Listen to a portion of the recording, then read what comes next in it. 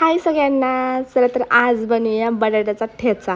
आम्ही बटाट्याचा ठेचाच म्हणतो, कोणी म्हणत असेल त्याला बटाट्याची चटणी वगैरे, पण आमच्याकडे तरी ठेचाच म्हणतात. तर मग मी बटाटा घेतला होता, 5 बटाटे घेतले, पण मी चारांचाच ठेचा करून घेतला. आणि खलबत्ता खूप छोटा आहे त्यामुळे सगळं उडत होतं इकडून तिकडं, पण मग ठेचलं तसंच ठेचून घेतला. म्हणजे चांगले धुवून घ्यायचे आणि सालासोबतच ठेचायचे. ते साल नाही काढायचं ताईंनो, कारण त्यात पण टेस्ट असते, छान लागतं ते तसंच सालासकट.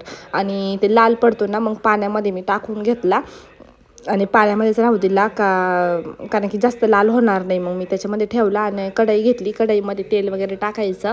तेल टाकलं की मोहरी टाकायची. मोहरी तडतडली की मग त्याच्यामध्ये लसूण टाकला. अद्रक काय टाकलं नाही, फक्त लसूणच टाकला.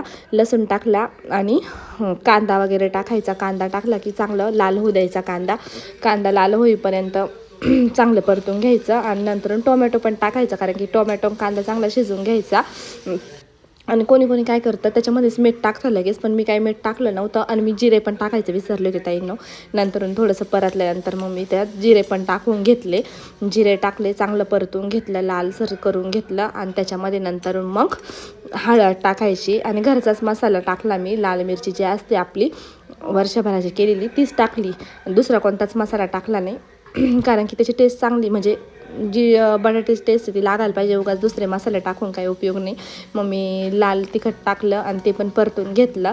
चांगलं परतलं की मग त्याच्यामध्ये जो ठेचा केलेला होता मी बटाट्याचा पाण्यात टाकलेला होता, तो चांगला असा पिळून घ्यायचा आणि मग त्यात टाकायचा. तो टाकून वगैरे घेतला, मस्त परतून घ्यायचं, हलवून घ्यायचं. आणि नंतरून त्याच्यामध्ये मग मीठ टाकलं. कारण की मी कांद्यामध्ये आणि टोमॅटोमध्ये काही मीठ टाकलं नव्हतं. नंतर त्यात मीठ टाकून घेतलं. कोथिंबीर टाकायची, चांगलं शिजू द्यायचं. म्हणजे थोडासा सॉफ्ट होऊ द्यायचा बटाटा. पाणी वगैरे काही टाकलं नाही तरी पण तो शिजतो बरं का, कारण की टोमॅटो कांद्याने पाणी सुटतंच भाजीला आणि मिठाने पण सुटतं.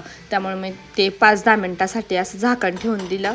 आणि नंतर कोथिंबीर वगैरे टाकली आणि आपली बटाट्याचा ठेचा तयार झाला आहे.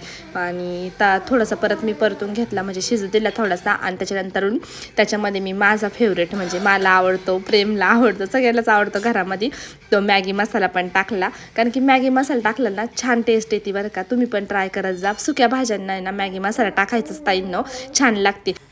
आणि ताईंनो कोणी ना ह्या ठेच्याला आहे ना हिरवी मिरची आणि लसणाचा ठेचा करून घेतात आणि तो पण टाकतात त्यालामध्ये. नंतर हा बटाट्याचा ठेचा टाकता, तशी पण छान लागते. पण मी लाल मिरचीचाच केला होता. तर चला तर मग तुम्हाला आजची रेसिपी कशी वाटली नक्की कमेंट करून सांगत जाता येईन. आणि माझ्या चॅनलला लाईक शेअर सबस्क्राईब करायला विसरू नका. चला तर मग बाय. श्री स्वामी समर्थ.